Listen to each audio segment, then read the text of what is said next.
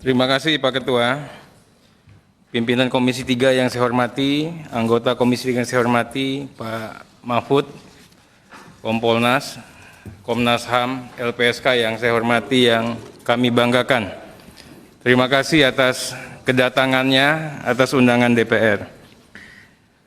DPR itu tidak diam, Pak Mahfud. Dari awal sudah bekerja, tapi kami bekerja itu dalam keheningan, dengan spirit penghormatan antar lembaga. Baik buruknya Polri adalah baik buruknya Komisi 3 juga, baik buruknya bangsa ini. Kita tidak genit dan kita tidak berusaha untuk membuat kegaduhan baru yang tidak penting. Nah, padahal baru 3 hari itu pimpinan Komisi 3, Pak Bambang Pacul, sudah mengatakan ada kejanggalan dari kasus ini. Ini coba kalau kita mau cerna ya, DPR itu diam atau tidak.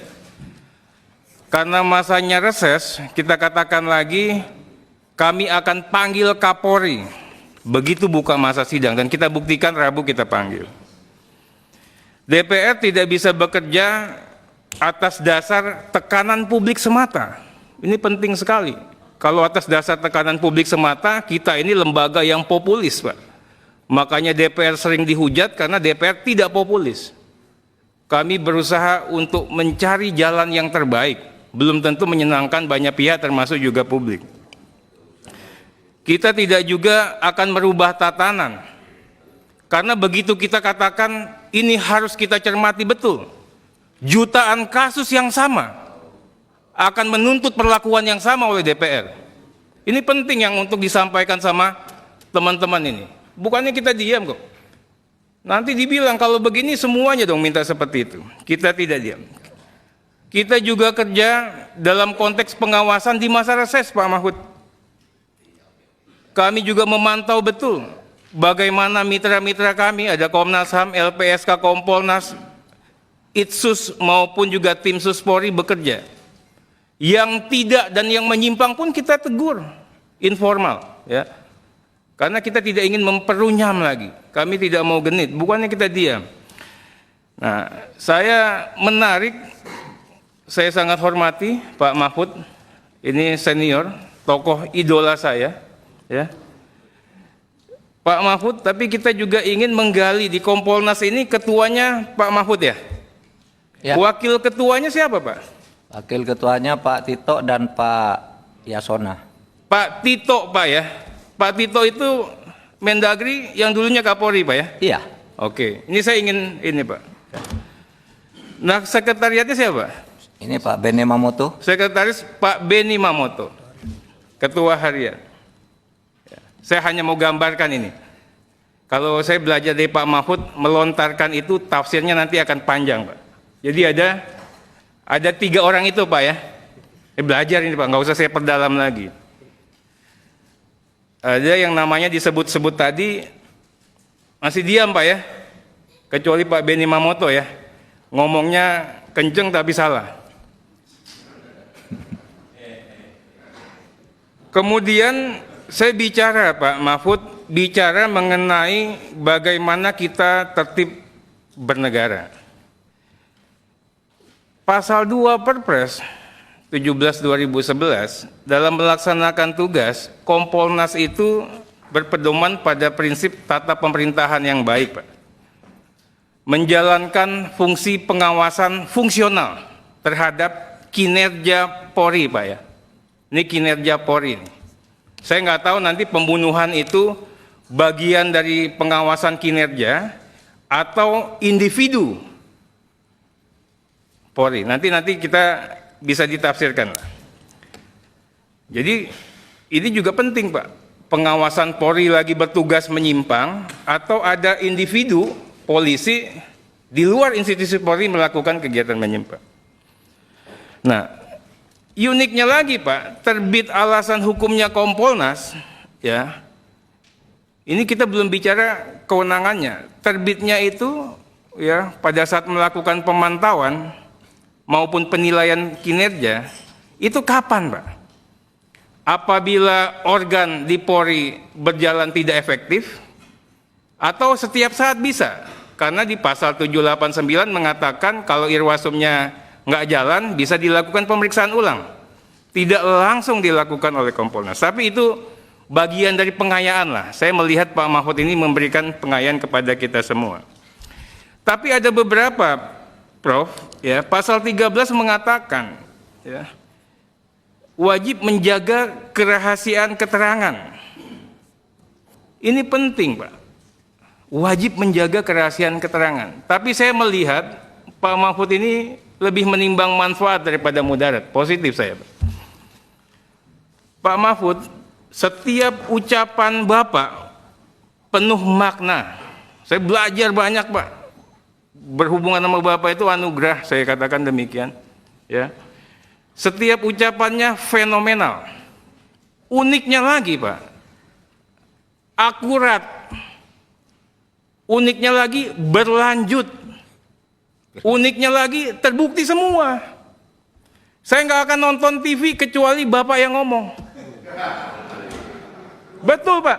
Begitu lama nih makan waktu kan. Begitu Pak Mahfud ngomong, saya dengerin. Faktual. Sahih, Pak. Sahih. Itu. Valid. Akurat. Tapi memang saya bingung, Pak. Ada pernyataan Bapak nanti mudah-mudahan diklarifikasi. Pertama mengenai Sambo rancang skenario yang menghubungi anggota Kompolnas hingga DPR. Ini karena sahih, saya ingin tahu, Pak, siapa nih anggota DPR yang dihubungin Sambo, iya kan? Kemudian yang kedua, akan ada tersangka baru disangkakan Pak Habibur Rahman. Bahkan Pak Mahfud mengatakan penetapan tersangka tidak boleh hanya berhenti di Baradae. Lanjut lagi, Pak, berita berikutnya RR Kuat Ma'ruf. Lanjut lagi FS Sambo. Lanjut lagi istri Sambo. Setelah istri Sambo saya pikir berhenti. Pak Mahfud mengatakan tidak boleh berhenti sampai istri Sambo. Nah, ini sampai kemana, Pak? Kita ingin juga tahu. Ini kan penuh makna, Pak. Nah, ini bagus sekali. Tapi kami ingin tahu hilalnya kemana hilalnya, Pak? Hilal, Pak. Ya. Nah, Bapak mengatakan, Pak, tersangka itu bisa jadi berasal dari puluhan anggota Polri yang tengah diperiksa. Ini setelah istri Sambo, Pak. Pertanyaannya, apakah ini justifikasi? Ini perintah Bapak, karena kan antara Kompolnas tadi Bapak mengatakan saya juga Menko Polhukam. Apakah izin atau penghalalan, Pak? Ini kan juga kita juga butuh nanti keterangan. Berikutnya mengenai kerajaan Sambo, Pak. Sangat berkuasa seperti Mabes dalam Mabes. Layaknya kerajaan di internal Mabes. Seperti sub Mabes. Saya ingin tanyakan, Pak. Ini kaitan sama tugas Kompolnas. Ini diagram Kaisar Sambo ini nanti kami minta penjelasan. Benar nggak sih ini? Nggak usah tahu, Bapak. Saya tanya ke sana. Ya kan? Ya. Ini yang diagram pertama, Pak. Serahkan dulu. Nah. Ya. Kemudian, Pak, ini diagramnya banyak, Pak. Nah, diagram yang kedua, Pak. Ada lagi, Pak. Apa itu? Hah? Pak Beni nggak usah tahu nanti. Pak Arteria. Yang ketiga ada lagi, Pak Pak. Arteria, mending jelasin terkait dengan diagram. Kayak Pak Beni kan tadi ngotot ke Pak Mahfud keterbukaan. Sekarang keterbukaan itu silakan Pak Arteria. Sebentar. Ya. Itu yang kami mohon, Pak. Kemudian, Pak, ada grup Sambo di daerah-daerah, Pak. Saya minimal dapil saya Jawa Timur, saya nggak mau yang begini, Pak. Kasih tahu yang di Jawa Timur siapa, Pak? Yang di Jawa Timur, Pak. Pak Mahfud kan orang Jawa Timur juga, Pak. Ya, nggak usah se-Indonesia lah, itu. Kemudian, Pak, mengenai motif. Tadi Bapak mengatakan tidak mau terlalu terbuka. Tapi Bapak sudah mengatakan kepada publik. Prof mengatakan motifnya sensitif, itu menjijikkan, hanya untuk didengar oleh orang dewasa. Tapi seakan-akan kita nonton film porno, semuanya otaknya asosiasinya mikir semua, Pak. Uniknya kalau Prof ngomong itu apa? Tiba-tiba disambut sama kabar eskrim. Pak Agus ngomong, ya, untuk menjaga perasaan para pihak, biarlah menjadi konsumsi penyidik. Wah, indah ceritanya. Tapi sedetik setelah itu ada lagi isu yang namanya LGBT. Makin bingung. Setelah itu lagi nanti otopsi dubur. Nah, ini yang saya katakan, ini juga perlu, Pak. Saya sih selalu meyakini, Pak, yang saya ikuti pemberitaan-pemberitaan daripada Prof. Tapi memang ini juga harus ada hilalnya lagi. Si operasi dubur hilalnya apa? Itu loh. Nah, kemudian Pak, ini menarik. Belakangan Prof mengatakan Kapolda Metro bakal susul Verdi Sambo. Nah, ini kan saya juga nanti tolong diralat nih Pak, pemberitaannya banyak banget di sini Pak. Ini juga kami ingin disampaikan. Berikutnya, ini penting nih media nih. LPSK terima amplop. Saya ini Pak, orang politik, belajar dari Prof.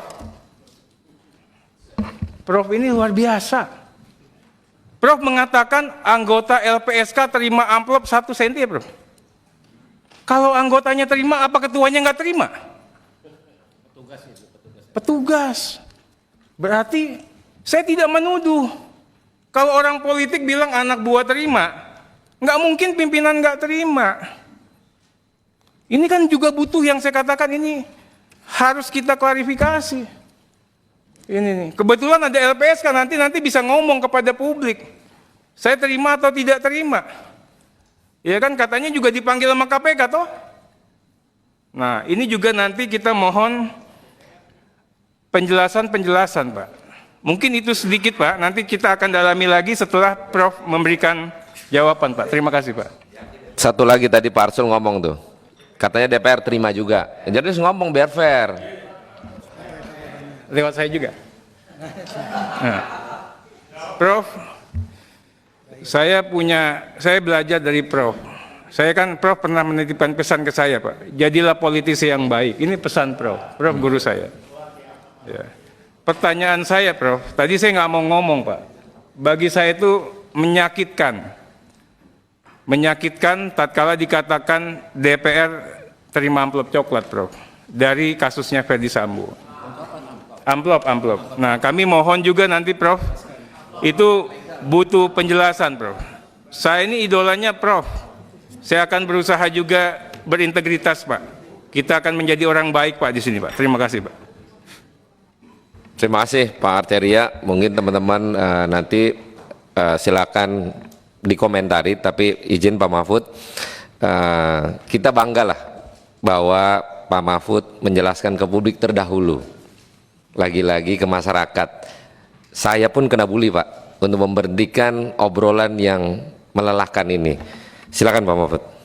Terima kasih saudara Pak Mas Beni Harman, itu teman saya dulu di sini di ruang ini.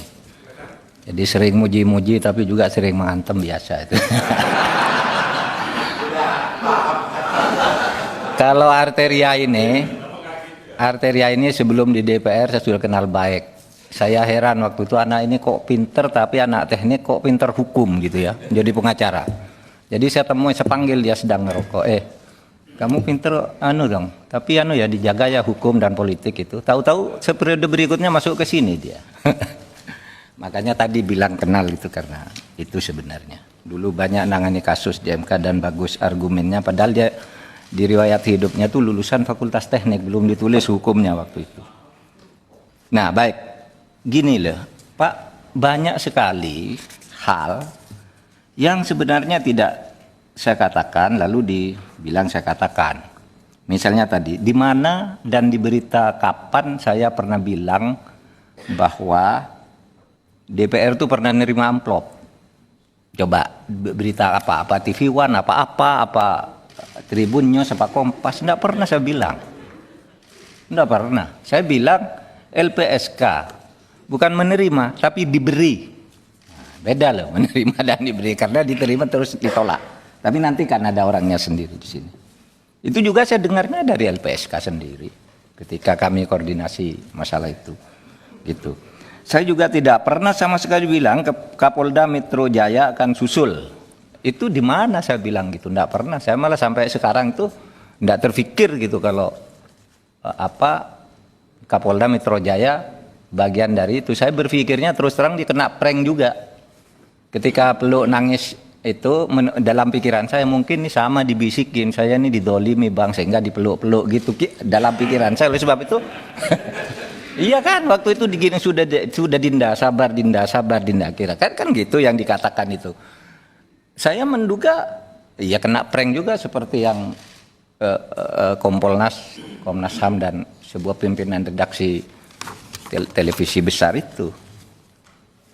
Nah, mungkin itu ya. Jadi Pak, kalau saya diminta klarifikasi saya tidak tahu Pak Fadil itu akan menyusul atau tidak. Kemudian kalau saya itu Pak jangan di medsos yang tidak jelas tuannya itu. Tribun menurut saya bagus untuk yang Jakarta, tapi yang di daerah-daerah itu tidak ada isinya, kadang judul sama isinya beda. Nggak ada itu. Kalau kita kalau Tribun yang Jakarta oke lah ya, di bawah Kompas itu, Kompas.com oke gitu. Kita tidak pernah punya keluhan, tapi pada medsos-medsos ya jelas baru muncul sehari lalu bikin berita kayak gini gitu. Saya tidak pernah ngomong itu. Nah diagram itu pun saya tidak tahu sama sekali. Tadi Bapak sedang keluar ketika saya cerita tentang diagram, saya tidak pernah, saya punya datanya banyak tapi tidak pernah dibahas karena itu di luar perkara ini. Saya bilang itu nanti aja lah gitu. Saya juga tidak tahu sumbernya dari mana. Kan isu itu bersiliweran gitu. Saya enggak pernah bilang gitu. Tapi nanti kalau suatu saat ya, termasuk motif itu Pak. Tadi sudah saya jawab ketika Pak Arteria di luar. Gini loh, kalau hanya boleh didengar orang dewasa gini, misalnya kasus pertama itu pelecehan ya. Pelecehan itu apa sih? Apakah dia buka baju, memaksa buka baju dalam atau memperlihatkan barang tertentu atau apa? Itu kan hanya bisa didengar oleh orang dewasa, bukan soal Kalau memperkosa, gimana memperkosanya? Gitu.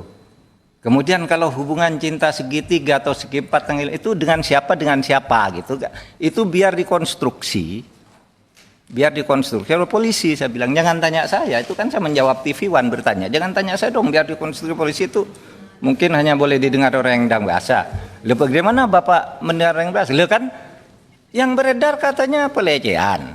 Itu ya orang dewasa dong kalau mau lihat pelecehan, orang mau masuk kamar sampai ditembak. Kalau diperkosa, iya orang dewasa juga, enggak boleh dibuka ke umum gitu. Gitu aja.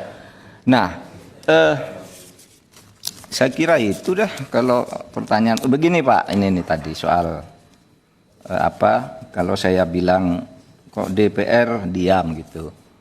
DPR itu awal-awalnya memang rame, termasuk saya mengikuti Pak Trimedia, saya kira 3 hari berturut-turut tuh ya muncul di TV dan keras beliau ini harus dibuka gitu. Tapi sesudah ini memanas sudah menuju ke ini, kok tidak ada suara dari sini. Mana nih DPR kok diam? Saya bilang biar ikut bersama saya mendorong mengungkap kasus ini, karena hukum itu kan produk politik. Tidak bisa hukum jalan sendiri kalau tidak ada suasana politik yang mendorong suara masyarakat dan suara pro justisianya itu kita dorong dari gerakan-gerakan politik, tapi jangan masuk ke pro justisianya. Mana nih DPR kok diam? Saya bilang. Lalu DPR bilang, wah itu Menko Polhukam tidak tahu undang-undang bahwa DPR itu tidak boleh ikut campur. Lalu dulu kok ikut campur terus? Kasus Brotoseno itu berhasil kan karena DPR yang ngomong. Brotoseno di penjara tiba-tiba jadi polisi lagi. Dan menurut undang-undang nggak boleh. Ribut orang, lalu DPR ngomong, katanya karena berjasa. Jasa apa sih yang dibuat oleh seorang koruptor? Nah, kata DPR nih Pak Bambang Pacul, Nah sudah itu Kapolri terus bergerak tuh bersama Kompolnas. Pecat lagi buat perkap dulu. Urusan pencabulan santri ngomong, urusan apa ngomong. Jadi saya tunggu-tunggu karena saya selalu merasa cicat gitu. Sana ngomong sana sini, sama ngomong sana sini, biar kebenaran itu keluar. Gitu sama Pak, dulu ketika saya di MK itu, saya tahu ajudan saya ditarik semua. Katanya mau diculik barang bukti rekaman itu. Tapi saya kan TikTok dengan publik. Dengan DPR. Yang ngomong di sini publiknya bergerak, selesai. Masalah cicak buaya 2 itu. Lah kalau saya sendiri gitu udah selesai tuh. Udah masuk 2 penjara 2 orang tuh. Gitu. Saya menggunakan cara yang sama tetapi tidak melanggar hukum. Terukur. Gitu. Apa yang boleh saya buka ke publik, apa yang tidak saya ukur betul gitu. Tetapi saya memang disertasi saya itu politik hukum. Sehingga saya tahu bagaimana caranya menggunakan politik agar hukum bekerja. Gitu aja kalau saya. Jadi saya minta maaf untuk hal-hal yang tidak bisa saya jawab. Tapi saya nanti akan ketemu, boleh dengan Bapak berdua. Kapan kita atur, saya beritahu hal-hal yang tadi ditanyakan gitu. Karena itu duga nanti akan muncul di sidang. Saya sudah koordinasi dengan kejaksaan, jangan ada yang ditutupi, buka aja. Termasuk kita yang minta agar ekshumasi, katanya ekshumasi hanya boleh dibuka oleh hakim. Lihat saya bilang undang-undang apa yang melarang ekshumasi dibuka publik? Uang palsu aja diletakkan di meja kalau barang bukti. Ekshumasi kalau publik minta buka aja. Yang tidak boleh itu kan kalau ekshumasi atas penyakit. Pemeriksaan atas penyakit itu menurut undang-undang enggak boleh. Wah ini kena penyakit menular ini kena HIV dan sebagainya. Enggak boleh disiarkan. Tapi ini barang bukti kejahatan. Insya Allah hari ini dibuka tuh. Ekshumasinya tuh. Hari ini 6 dokter ya, 6 dokter akan membuka dan ini sudah banyak tahu juga. Enggak tahu membuka nanti di sini enggak tahu terserah. Jadi Pak, saya mengucapkan terima kasih kepada semuanya. Saya tidak membuka juga merahasiakan keterangan. Ada keterangan yang harus saya rahasiakan. Ada juga yang untuk mendorong jalannya pemerintahan lah, jalannya penegakan hukum. Itu Pak. Pak Ketua, sedikit Pak Ketua. 1 menit. Prof, ini terkait dengan pelaksanaan fungsi tugas dan kewenangan Kompolnas. Pasal 3 mengatakan Kompolnas punya tugas untuk melaksanakan fungsi pengawasan fungsional. Kemudian juga pasal 4-nya Kompolnas bertugas membantu Presiden dalam menetapkan arah kebijakan Polri dan memberikan pertimbangan kepada Presiden ya dalam hal-hal tertentu lah. Pertanyaannya begini, Prof. Sudah ada pendapat Prof. Saya terlepas daripada kalau Prof tidak mau menjelaskan diagram. Padahal dari informasi yang saya ketahui, Prof paham betul ini. Mungkin nggak mau dikasih tahu di umum ya? Nggak apa-apa. Ya, Prof katanya paham. Nah, sehingga Prof sampai berpendapat Kerajaan Sambo sangat berkuasa seperti Mabes dalam Mabes. Prof dalam kapasitasnya sebagai Ketua Kompolnas, ya, dalam konteks pemenuhan pasal 4, pemberian pertimbangan, ya kan, kemudian pelaksanaan fungsi pengawasan fungsional, ya, apa setelah melihat fakta ini, rekomendasi atau pertimbangan apa yang Prof sampaikan kepada Presiden atau kepada kita lah setidaknya, Prof? Terima kasih, Prof. Saya jawab ya Pak. Tadi Bapak tadi keluar agak lama rupanya. Tadi saya sudah jelaskan, Pak Desmond tadi yang tanya. Itu saya katakan soal gambar-gambar itu saya sudah dapat, tetapi itu bukan dari saya. Saya tidak tahu sama sekali. Yang saya baca kemudian di media itu Pak Teguh yang mengatakan itu ya, Pak Teguh. Tapi kalau orang-orangnya, saya katakan Kerajaan Sambo itu bukan dalam konteks gambar pembagian uang judi, itu bukan. Saya malah tidak tahu yang begitu. Yang saya katakan itu loh, divisi Propam itu 1 bintang 2 kepalanya, lalu di bawahnya itu bironya ada 3 bintang 1, di mana setiap biro ini kalau dia memeriksa produknya harus diputus oleh Pak Sambo. Kalau dia menyelidiki harus Pak Sambo juga. Kalau dia menghukum Pak Sambo juga gitu. Kenapa ini tidak dipisah aja? Kayak kita membuat trias politika itu, yang meriksa dan yang menyelidiki beda dong, yang memutus beda, kira-kira itu.